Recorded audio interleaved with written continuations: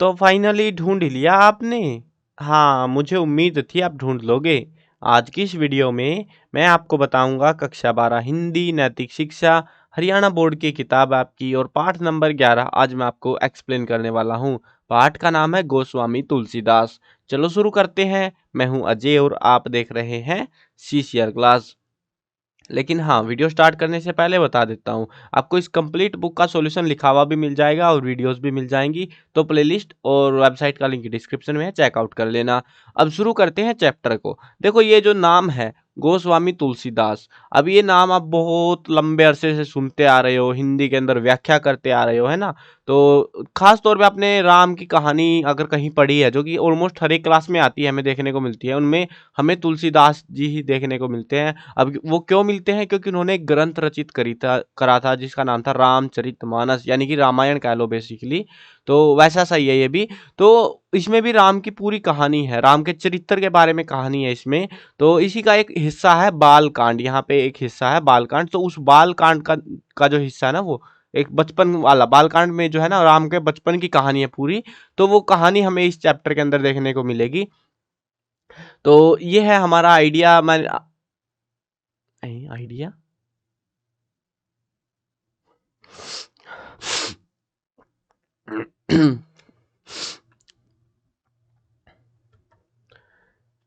तो फाइनली ढूंढ लिया आपने। हाँ, मुझे उम्मीद थी आप ढूंढ लोगे। आज की इस वीडियो में मैं आपको बताऊंगा कक्षा 12 हिंदी नैतिक शिक्षा हरियाणा बोर्ड की किताब है और पाठ नंबर 11 आज की इस वीडियो में एक्सप्लेन होने वाला है। पाठ का नाम है गोस्वामी तुलसीदास। चलो शुरू करते हैं। मैं हूं अजय और आप देख रहे हैं सीसीएल क्लास। लेकिन हाँ, वीडियो स्टार्ट करने से पहले बता देता हूँ, आपको इस कंप्लीट बुक का सॉल्यूशन मिल जाएगा, लिखा हुआ भी वीडियोस भी। तो दोनों लिंक डिस्क्रिप्शन में है, वेबसाइट का भी और प्लेलिस्ट का भी, तो चेकआउट कर लेना। अब शुरू करते हैं चैप्टर को। चैप्टर बहुत प्यारा सा, बहुत ही खूबसूरत सा चैप्टर है। कुछ सीखने को मिलेगा शायद, और शायद ना भी मिले, भरोसा नहीं है, बट जो भी है चैप्टर अच्छा है भाई। मजा मजा तो आएगा आपको कम से कम कुछ ना कुछ तो। अब इसके अंदर जो है ना, ये तुलसीदास की कहानी है, मतलब तुलसीदास की कहानी नहीं है, ये भगवान श्री राम की कहानी है। और जिसको लिखा है तुलसीदास ने, एक किताब एक ग्रंथ लिखा है जिसका नाम है रामचरितमानस। ठीक है। तो उसमें जो है ना, पूरे राम के बारे में, राम के चरित्र के बारे में पूरी कहानी बताई हुई है वहां पे। और उसी का एक हिस्सा है बाल कांड। अब ये थोड़ा कन्फ्यूजिंग है, बट हाँ, थोड़ा सा आइडिया दे देता हूँ ताकि आपको चैप्टर समझने से पहले ये ना हो कि भाई हम कर क्या रहे हैं यहाँ पे, हम किस चीज को पढ़ रहे हैं एक्चुअली। तो वो जो है बालकांड एक हिस्सा है जिसके अंदर राम के बचपन की कहानी है। बचपन में कैसे वो शरारती था या क्या करता था, कैसा उसका व्यवहार था, वो सारी चीजें हमें इस चैप्टर में देखने को मिलेंगी। अब ये ऐसा कोई ऐसा नहीं है कि आप सोचो भाई कि एक कहानी है जैसे लाइन वाइज चल रहा है, बच्चे ने अब ये किया वो किया, ये नहीं, ऐसा नहीं है। यहाँ पे भाई कभी बड़ा हो जाता है बच्चा, कभी छोटा हो जाता है, रैंडमली कहीं से भी उठा रखा है। पूरे बालकांड में से काफी बड़ा है ना, तो उसमें से कहीं कहीं से श्लोक से उठा लिए वो, और उनको आपकी इस किताब में चिपका दिया गया। ठीक है। सो व्याख्या समझने के लिए ये मत बोलना कि भाई कहानी अब तो ये चल रही थी, अब ये कहाँ से आ गई बीच में। तो वो उसके लिए तैयार हो जाओ, थोड़ा सा कॉम्प्लेक्स बनता जाएगा उस वजह से। ठीक है। अब देखते हैं, पढ़ते हैं इसके बारे में। गोस्वामी तुलसीदास रचित रामचरितमानस में सामाजिक और पारिवारिक परिप्रेक्ष्य में जो आदर्श स्थापित किए गए हैं वे अन्य किसी ग्रंथ में दुर्लभ है। यानी कि किसी और ग्रंथ में हमें वो परिवार, वो समाज का व्यवहार जो है वो देखने को नहीं मिलता, और आज के समय में नितांत आवश्यक है। जैसे राम की पितृभक्ति, लक्ष्मण का भ्रातृ प्रेम, सीता का पातिव्रत धर्म और हनुमान की स्वामी भक्ति इत्यादि ऐसे आदर्श हैं जो आज के परिप्रेक्ष्य में लगता है जैसे कहीं खो गए हैं। यानी कि ये कुछ बातें हैं, जैसे कि राम का पिता से प्रेम करना, लक्ष्मण का भाई से प्यार करना, सीता का अपने पति का जो धर्म है वो निभाना, और हनुमान का अपना स्वामी यानी कि भगवान श्री राम की भक्ति में लीन हो जाना। ऐसे वो बातें हैं जो आज आपको देखने को नहीं मिलेंगी, है ना। तो इन आदर्शों को पुनः स्थापित करने की आवश्यकता है। इसी उद्देश्य से यहाँ रामचरितमानस के बाल कांड से कुछ चौपाइयों का संकलन किया गया है। यहाँ पे दोहा लिख लो या चौपाइयों, एक ही बात होती है। सो अब उनका जो है यहाँ पे आपको दोहे मिलेंगे, संकलन किया गया है। इन चौपाइयों में राम कथा के महत्व के साथ साथ राम के बाल चरित्र का वर्णन किया गया है, यानी कि बचपन में राम कैसे थे वो हमें बताया गया है। जिसमें राम का भाइयों के संग खेलना, मिल बैठकर भोजन करना, माता पिता की आज्ञा का पालन करना इत्यादि ऐसे चरित्र हैं जिन्हें पढ़कर व आत्मसात कर उच्च चरित्र का निर्माण किया जा सकता है। तो चलो यार, देखते हैं, इसको समझते हैं हम भी। दोहा। राम कथा सुरधेनु सम, सेवत सब सुखदानी, सत समाज सुरलोक सबको, न सुने अस जानी। यानी कि यहाँ पे क्या कहा गया है, देखो ये दोहा है, बस दोहा है तो इसका कोई अर्थ नहीं है। यहाँ पे बता रहे हैं, हमको इंडिकेट कर रहे हैं कि ये जो है दोहा है, ठीक है ना। ये सारे ही दोहे हैं, वैसे कंफ्यूज होने की बात ही नहीं है। इसीलिए कुछ प्रसंग वगैरह नहीं लिखा, क्योंकि ये इनकी व्याख्या करने एग्जाम में नहीं आएगी। कहीं आप सोचो कि भाई एग्जाम में व्याख्या करनी आ जाए तो हम क्या करेंगे, व्याख्या नहीं आएगी इस चैप्टर, इस बुक से कंप्लीट से। इसमें से एक एक दो दो नंबर के छोटे छोटे प्रश्न आएंगे, जो कि इनमें से रैंडमली कहीं से भी पूछ लिए जा सकते हैं, ठीक है। सो थोड़ा सा आइडिया होना चाहिए बस आपको। मेन तो व्याख्या है, व्याख्या समझ लो, भले ही शब्दार्थ याद हो ना हो, भाई आपको ये समझ आए ना आए, जिसको तकलीफें होती है समझने में ना, कुछ एक तो याद भी कर लेंगे, समझ भी लेंगे, सारा कुछ हो जाएगा। लेकिन कुछ स्टूडेंट ऐसे होते हैं भाई उनको याद ही नहीं रहता। तो वैसे तो उनके लिए बता भी देता हूँ, इस चैप्टर में से ठीक ठाक ही क्वेश्चन आएंगे, ज्यादा क्वेश्चन नहीं आएंगे। अभ्यास के प्रश्न उत्तर वाली वीडियो देख लेना, और साथ में इंपॉर्टेंट क्वेश्चन की वीडियो बना रखी है जो, वो देख लेना, ठीक है, प्लेलिस्ट में मिल जाएगी। सो उस वाली वीडियो से आपको अच्छे से आइडिया लग जाएगा उस चीज़ के बारे में कि आपको कैसे क्वेश्चंस किस तरीके से प्रिपेयर करने हैं। हाँ, ये बता देता हूँ, अगर वीडियो साथ के साथ देख रहे हो ये वाली, तो इंपॉर्टेंट क्वेश्चन की वीडियो एग्जाम से पहले आएगी, थोड़ा पहले ही आएगी, ज़्यादा पहले नहीं आएगी। जब तक पेपर पैटर्न अपने पास नहीं आता तब तक वीडियो नहीं बनाऊंगा मैं। कहीं आप सोचो भाई आज ही वीडियो डाली और आज ही कमेंट करने लग गए कि सर आपके इंपॉर्टेंट क्वेश्चन नहीं मिल रहे, हमें वो चाहिए थे, तो अभी नहीं आएगी वो, ठीक है, टाइम लगेगा उसमें थोड़ा सा, बट हाँ एग्जाम से पहले प्रोवाइड करा दी जाएगी वो चैनल पे।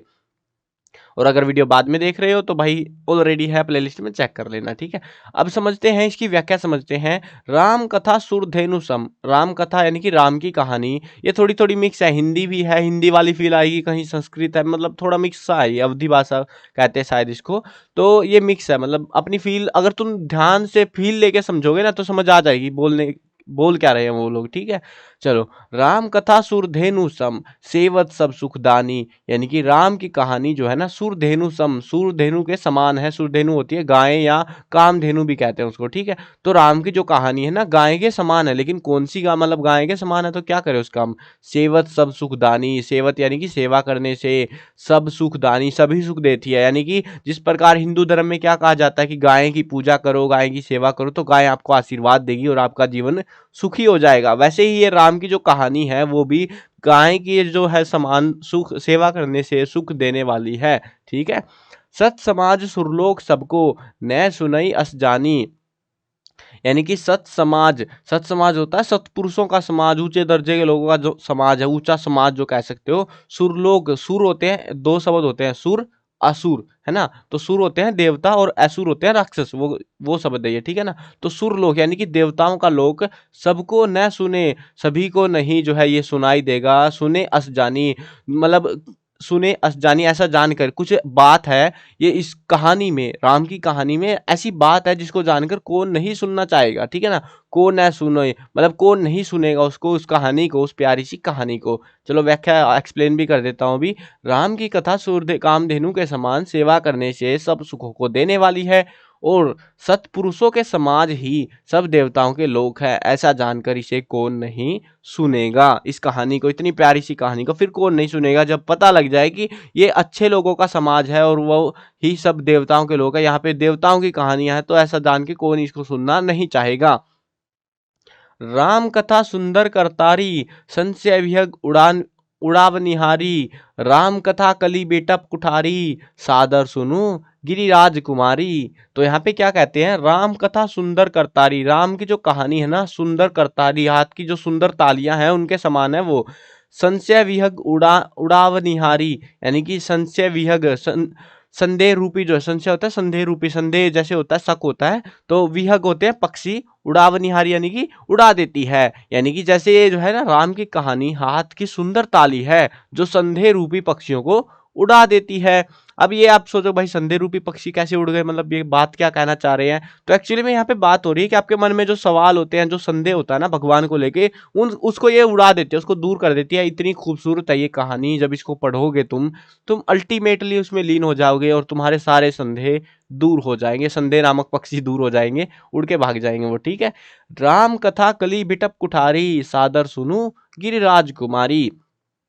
अब राम कथा जो है, कली, कली होता है कलयुग, कलयुग रूपी जो है बिटप, बिटप होता है वृक्ष को काटने के लिए, एक वृक्ष को काटना होता है बेसिकली। तो कुठारी कुल्हाड़ी जो होती है, यानी कि राम की जो कहानी है ना वृक्ष को काटने के लिए कुल्हाड़ी है। अब कौन सा जो है वृक्ष काट रहे हैं यहाँ पे, कलयुग रूपी वृक्ष को काटने के लिए कुल्हाड़ी है, जो राम की कहानी हमें सुनाई जा रही है, जो कि ये कहानी नहीं है एक्चुअली। तो अब सादर सुनो गिरिराज कुमारी, सादर सुनो यानी कि आदर के साथ में तुम सुनो इसको, गिरिराज कुमारी, हे गिरिराज कुमारी, हे राजकुमारी, तुम इसको सुनो, जो भी इसको सुन रहा है। तो वही बात हो रही है कि फिर राम कथा जो है ना कलयुग रूपी वृक्ष को काटने के लिए कुल्हाड़ी है।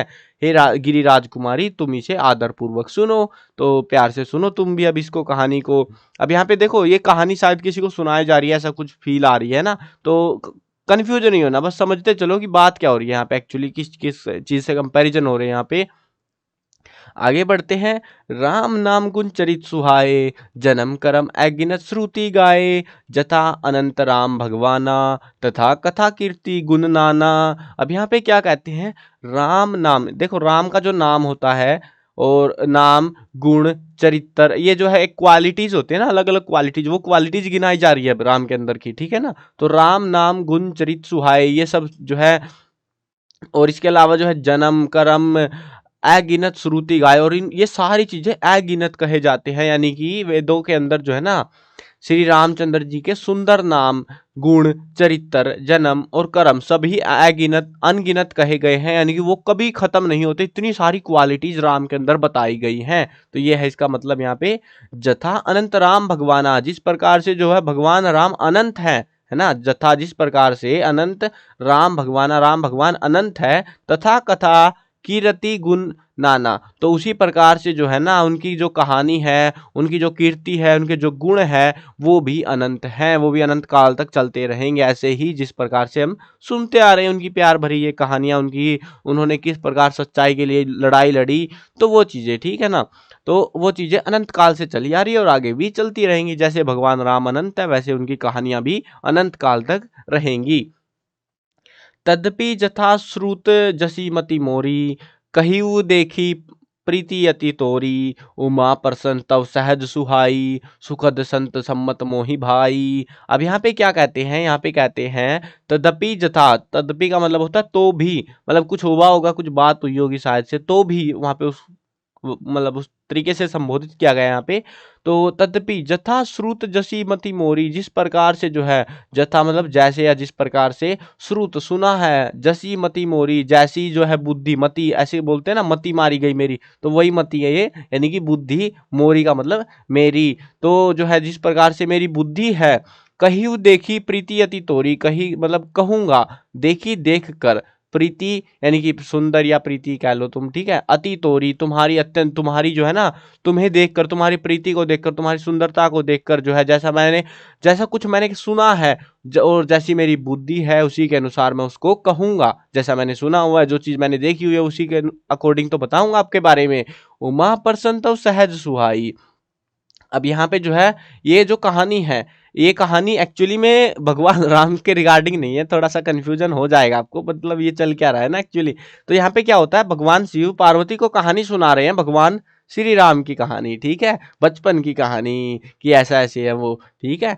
तो उस टाइम पे वो बात हो रही है कि तो भी तुम्हारी अत्यंत प्रीति देखकर, जैसा कुछ मैंने सुना है, जैसी मेरी बुद्धि है उसी के अनुसार मैं कहूंगा भगवान राम के बारे में, जैसा पता है, ठीक है। अब यहाँ पे भगवान शिव कहते हैं उमा प्रसन्न तव सहज सुहाई, उमा का मतलब यहाँ पे पार्वती को संबोधित किया जा रहा है कि हे पार्वती, प्रसन्न तव सहज सुहाई, तुम्हारा जो ये पर्सन है, सहज सुहाई स्वाभाविक ही जो है सुंदर है, सुखद संत सम्मत मोही भाई, सुखदायक है और संत सम्मत है, मोही भाई और मुझे भी अच्छा लगा है, मोही भाई, भाई का मतलब यहाँ पे भाग गया है, मुझे ये अच्छा लग गया है, ठीक है ना, यानी कि तुमने जो बात कही है ना वो मेरे को बहुत प्यारी लगी, खूबसूरत, तुम्हारा जो सवाल है, जो आम सा सवाल तुम पूछ रहे हो बोल रहा हूँ, तो पूछ रही हो, तो ये जो है बहुत ही खूबसूरत सा सवाल तुमने हमसे पूछा है। अब वो हमें नहीं पता लगेगा कि कौन सा पूछा, क्या पूछा, आगे पता लगेगा अगर डिस्क्राइब करेंगे तो, है ना। इसीलिए मैं कह रहा था रैंडमली, कहीं पे कुछ हो रहा है, कहीं पे कुछ हो रहा है, तो आप बस पहरों के हिसाब से समझते चलो इनको। एक बात नहीं मोही सुहानी। अब भगवान शिव कहते हैं पार्वती, एक बात मेरे को बिल्कुल नहीं अच्छी लगी तेरी, जदपि मोह बस के कहेऊ भवानी, यद्यपि जो है ना वह तुम्हें जो है मोह के वश में होकर कही है, मोह बस कहेऊ, मोह के बस में होकर कही है, कहेऊ का मतलब कही है, भवानी यानी कि पार्वती को संबोधित किया जा रहा है। तो तुम्हें जो कहा राम को आना, तुमने जो कहा है, कि राम को आना, राम कोई और है, ये बात तुमने कही है। जेहि श्रुति गाव धरहि मुनि ध्याना, और जिसे जो है वेद गाते हैं मुनिजन, जो है ध्यान धरते हैं। गाव धरी मुनि ध्यान, मुनि ध्यान धरते हैं, वेद गाते हैं, जिसका ध्यान धारण करते हैं हर कोई। तुम कहती हो ये राम कोई और है, तो ये बात थोड़ी अच्छी सी नहीं लगी। अब यहाँ पे एक्चुअली में सीन क्या हुआ था, भगवान शिव ने है ना बताया था पार्वती को कि ये विष्णु का अवतार है, ऐसे ऐसे है।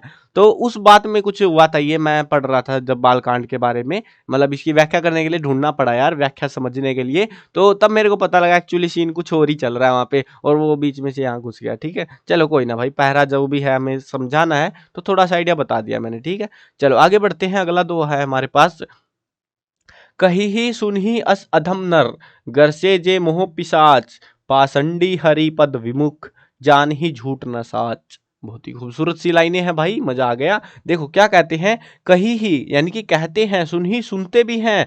क्या कहते सुनते, अस अधम नर, अस यानी कि ऐसे, अधम नर अधम मनुष्य, जो पापी मनुष्य हैं। घर से जे मोह पिशाच, जो ग्रस्त है, किससे ग्रस्त है, मोह पिशाच, मोह रूपी पिशाच से, यानी कि मोहमाया, लालच कह सकते हो। तो उससे जो वो पिशाच है, वो एक तरीके का, तो इंडिकेट कर रहे हैं बस। तो वो जो बुराई है, मोह रूपी बुराई है, उससे जो मनुष्य, जो पापी मनुष्य ग्रस्त है, वो कहते सुनते हैं। क्या सुनते हैं, देखते हैं।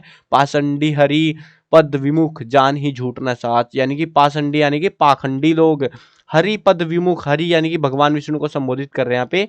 पद विमुख, पद यानी कि चरण, विमुख यानी कि दूर है, यानी कि उनसे जो उनको मतलब मानते नहीं है। ठीक है ना, विमुख का मतलब होता है ऐसे मुख फेर लिया ना हमने कि हम नहीं मानते भाई, तू कौन है, चल निकल यहाँ से। तो वैसे वाले लोगों की संबोधित कर रहे हैं कि जो हरि के पद से विमुख है, उनको जो है नहीं मानते, उनके चरणों में नहीं है। जान ही झूठ न साच, वो जानते नहीं है झूठ और सच को, के बारे में कुछ नहीं जानते हैं वो लोग, जो भगवान विष्णु से दूर है, भगवान के चरणों से दूर है। ठीक है, ये पूरा एक ही लाइन है मतलब बेसिकली, बट थोड़ा सा कॉम्प्लेक्स है, सारी चीज़ों का मिक्स मसाला करना पड़ेगा आपको, तब समझ आएगा कंक्लूजन। जो देखो यहाँ पे बता रहे हैं, जो मोह रूपी पिशाच के द्वारा ग्रस्त है, पाखंडी है, भगवान के चरणों में से विमुख है, और जो झूठ सच कुछ भी नहीं जानते, ऐसे अधम मनुष्य ही इस तरह ये बातें कहते सुनते हैं। अब वो बातें मेरे को नहीं पता कौन सी बातें हुई थी जो कहते सुनते हैं, बट जो भी है ये है अपना, इसका जो मतलब है। ठीक है, आगे बढ़ते हैं। अगले वाली लाइन में, मतलब अगले दोहे में है, बाल चरिथरी बहुविधि कीन्हा, अति अनंत दास न कह दीना, कछुक काल बीते सब भाई, बड़े भय परिजन सुखदाई। अब ये भी बहुत ही खूबसूरत सी लाइनें हैं। यहाँ पे क्या कहते हैं, बाल चरित यानी कि, बाल चरित यानी कि बचपन की लीलाएं, बचपन में जो भी करा है उन्होंने। हरि बहुविधि कीना, हरि यानी कि भगवान ने, बहुविधि यानी कि बहुत प्रकार से, कीन्हा की बहुत प्रकार से, जो उन्होंने बाल लीलाएं अपनी करी हैं, अलग अलग क्रियाकलाप करे हैं उन्होंने, एक्टिविटीज करी है। अति आनंद दास ने कह दीना, अति का मतलब अत्यंत, बहुत ही ज्यादा, आनंद यानी कि आनंद पूर्वक, दास ने यानी कि सेवक, कह दीना उनको जो है अपने दिया, क्या दिया, अपने सेवकों को, जो अपना मतलब उसके सेवक यानी कि सेवक ही कहेंगे यार, वो जो बाकी लोग थे, क्योंकि वो भगवान है बेसिकली, उस हिसाब से यहाँ पे बात हो रही है। तो भगवान ने यहाँ पे बता रहे हैं कि भगवान ने बहुत प्रकार की बाल लीलाएं करी और अपने सेवकों को अत्यंत आनंद दिया, सबको अपने आपने जो है खुश रखा है। कछुक काल बीते सब भाई, कुछ समय बीत गया, कछुक का मतलब कुछ, काल का मतलब होता है यहाँ पे समय। काल बीते सब भाई, और समय बीत गया सब भाई, सभी भाई जो है, समय बीत गया। अब आगे जो है ना पूरा एक ही लाइन का मतलब बनेगा ये। ठीक है, बड़े भाई परिजन सुखदाई, अब बड़े होकर, बड़े भाई का मतलब बड़े होकर, परिजन यानी कि परिवार वाले लोग। बेसिकली जो है ना, मैं ढूंढ रहा था तो मेरे को एक सभ्य सा शब्द दिखाई पड़ा, कुटुंबिया। ठीक है ना, तो ये कुटुंबियों को कहते हैं, परिजन कहते हैं ना, जो उनको कहते थे पहले कुटुंबियों, तो मैंने कुटुंबियों अच्छा लगा। और ये हर जगह यही देखने को मिला कि कुटुंबियों कुटुंबियों कर रखा है, मैं भी कुटुंबियों कर देता हूँ भाई, मेरा क्या जा रहा है। ठीक है, वैसे समझ लो परिवार वाले लोगों की बात हो रही है। ठीक है, तो सुखदाई यानी कि सुख देने वाले हुए, यानी कि अब यहाँ पे क्या कह रहे हैं कि कुछ समय बीत गया, बीतने पर अब समय बीतेगा, बच्चे बड़े होंगे, तो वही हुआ, कुछ समय बीतने पर चारों भाई बड़े होकर कुटुंबियों को सुख देने वाले हो गए हैं, सुख देने वाले हुए। अब यहाँ पे कुटुंबियों समझ गए ना, परिवार वालों को भी ये सुख देंगे। जैसे होता है ना परिवार में, जब बच्चा बड़ा होता है कि चलो जो है घर के काम में कुछ हाथ बटा देगा, परिवार के काम में हाथ बटाएगा, तो ऐसी उम्मीदें लगाई जाती है, वैसा सही कुछ यहाँ पे भी है। अब ये भाई बड़े हो चुके हैं और अब ये परिवार वालों को सुख देने के लिए तैयार हो गए हैं। अब ये मत सोचना कि बड़े हो गए तो चलो अब हनुमान आ जाएंगे यहाँ पे, नहीं नहीं, ऐसा कुछ नहीं होना, ये सिर्फ बालकांड है यहाँ पे, नो लड़ाई दंगे। ठीक है, प्यार भरी कहानियां यहाँ पे सारी। चलो आगे बढ़ते हैं। चूड़ाकरण कीन्ह गुरु जाई, विप्रन पुनि दक्षिणा बहु पाई, परम मनोहर चरित अपारा, करत फिरत चारु सकुमारा सुकुमारा। तो यहाँ पे कहते हैं चूड़ाकरण किन्ह गुरु जाई, चूड़ाकरण जो एक संस्कार होता है वो किन्ह गुरु जाई, वो जो है गुरु ने जाकर वो किया। अब ये क्या होता है, ये एक संस्कार होता है जिसके अंदर बच्चे के बाल काटे जाते हैं, बच्चे को गंजा किया जाता है ना, तो वो वाला है ये, ठीक है ना। चूड़ाकरण संस्कार कहते हैं उसको, आप गूगल पे सर्च कर लेना। जब बचपन में जब बच्चा पैदा होता है, शायद कुछ महीने का हो जाता है, तो बच्चे को गंजा किया जाता है और शायद भगवान के वहां पे जाके किया जाता है, वो ऐसा कुछ है। तो अलग अलग एरिया में अलग अलग नामों से जाना जाता है, बट स्टैंडर्ड नाम उसका ये है, ठीक है ना। तो वो है, ये वो वाला संस्कार की बात हो रही है। तो गुरु ने जाकर वो संस्कार किया इसका। विप्रन है पुनि दक्षिणा बहु पाई, विप्रन होता है ब्राह्मणों ने, पुनि दक्षिणा, पुनि का मतलब फिर से, दक्षिणा यानी कि दक्षिणा, बहु पाई बहुत सारी दक्षिणा पाई, ब्राह्मणों ने फिर बहुत सी दक्षिणा पाई। क्योंकि भाई एक संस्कार एक क्रियाकलाप करते हैं जब ब्राह्मण, तो उसके बाद हम दक्षिणा देते हैं ना, तो वही हुआ, गुरु ने जाकर वो किया और उसके बाद ब्राह्मणों को वो दक्षिणा दी गई। परम मनोहर चरित अपारा, परम मनोहर यानी कि चारों तरफ जो है, चरित अपारा चारों तरफ, चरित्र अपारा यानी कि अपार, यानी कि चारों तरफ जो है बहुत ही मनोहर चित्र हमें देखने को मिले, बहुत सारा बहुत खूबसूरत नजारा था। करत फिरत चारु सुकुमारा, करते फिरते हैं चारु यानी कि चारों, सुकुमारा यानी कि चारों राजकुमार, चार राजकुमार समझते हो ना, चार भाई थे ना रामर, तो यानी कि राम लक्ष्मण भरत शत्रुघ्न, उन चार भाइयों की बात हो रही है यहाँ पे। अभी आगे जो है ये रिपीट होता रहेगा, चारों चारों ऐसे करके, तो ये समझ जाना कि चार भाइयों की बात हो रही है, ठीक है। तो यहाँ पे बता रहे हैं चारों सुंदर राजकुमार बड़े ही मनोहर अपार चरित्र, करते फिरते हैं, मतलब नौटंकी कर रहे हैं यार, बच्चे जैसे करते हैं, हरकतें कर रहे हैं बच्चों वाली, तो वैसे ही ये राजकुमार भी अब हरकतें कर रहे हैं, चरित्र करते फिरते हैं, ठीक है ना। चलो आगे बढ़ते हैं। अरे यार ये क्या आ गया ऊपर से, ये छिपा देते हैं वापिस से, चलो कोई ना। देखो ये वेबसाइट पे से पढ़ाता हूँ मैं सारा कुछ, इसीलिए बोलता हूँ कि आपको जो है ना वेबसाइट का लिंक डिस्क्रिप्शन में दे देता हूँ, ताकि जिसको पढ़ना हो ना तो वो इजीली पढ़ पाए, है ना।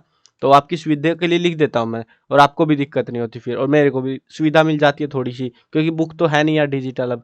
चलो आगे बढ़ते हैं। मन करम बचन अगोचर जोई, दशरथ अजीर बिच बिचर प्रभु सोई, भोजन करत बोल जब राजा, नहीं आवत तजी बाल समाजा। देखो यहाँ पे बहुत ही खूबसूरत सी लाइनें हैं, क्या कहा गया है देखो, मन करम वचन अगोचर जोई, मन जो है ना, यहाँ पे मन कर्म और वचन जो है अगोचर है।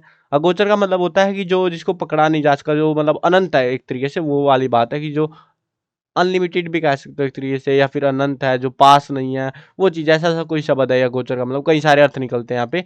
तो जो अगोचर है, दशरथ अजीर बिचर प्रभु सोई, दशरथ यानी कि उनके पिता की बात हो रही है, भगवान राजा दशरथ की बात हो रही है यहाँ पे।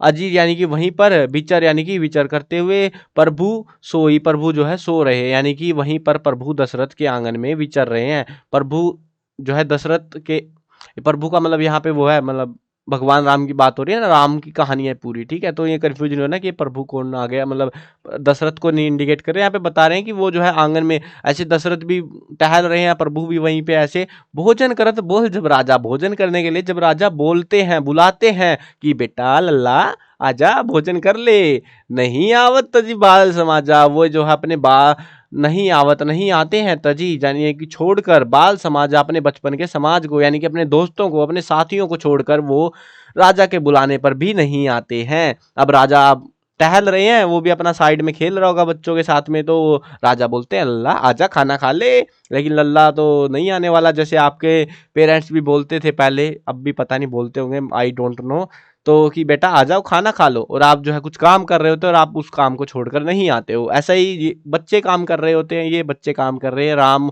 और उसके भाई और सब साथी उसके साथ खेल रहे हैं, तो अब वो भी नहीं आ रहे हैं, ठीक है। अब आगे बढ़ते हैं। कोसला जब बोलन जाई, सॉरी कोसला कह रहा हूँ, कौशल्या जब बोलन जाई, ठुमुक ठुमुक प्रभु चली पराई, निगम नेति शिव अनंत न पावा, ताही धरे जननी हटी धावा। यानी कि क्या कहते हैं, अब यहाँ पे उनकी माँ आ जाती है, पिता से तो संभल नहीं रहे बच्चे, अपना मान रहे नहीं है पिता की, अब माँ आ गई है, माँ कौशल्या आती है, और जब बोलन जाई, जब बोलाने जाती है, ठुमुक ठुमुक प्रभु चली पराई, ठुमुक ठुमुक कर जो है ऐसे फुदकते हुए जो है प्रभु जो है चली पराई, यानी कि चलते हैं पराई, यानी कि भाग भाग चलते हैं वहां से, भाग जाते हैं वहां पे, मतलब माँ पीछे पीछे है, बेटा भाग रहा आगे आगे। तो निगम नेति शिव अंत न पावा, निगम नेति यानी कि निरूपण करते हैं, नेति एक जो है ये वेद है, शिव यानी कि भगवान शिव को संबोधित कर रहे हैं यहाँ पे, अंत न पावा उनको कोई अंत नहीं मिल रहा है, ताही धरे जननी हटी धावा, लेकिन जो है ताही धनी उनको धरई उनको पकड़ने के लिए जो है ना, ताही मतलब उनको यानी कि वो जो भाग रहे हैं बच्चे, यानी कि राम भाग रहा है और बाकी भाई भी भाग रहे हैं क्या पता, तो उनको जो है पकड़ने के लिए धरई यानी कि धर दबोचने के लिए, वो वाला शब्द है ये, ठीक है। तो धरई पकड़ने के लिए जननी यानी कि जन्म देने वाली माँ यानी कि माँ कौशल्या हटी धावा, हट पूर्वक जो है धावा दौड़ती है, ठीक है ना। यानी कि अब माँ बुलाने गई है, बेटा लल्ला आजा तू, तेरे को खाना मैं खिला दूंगी, तेरे पिता के पास मत जाना बेशक से।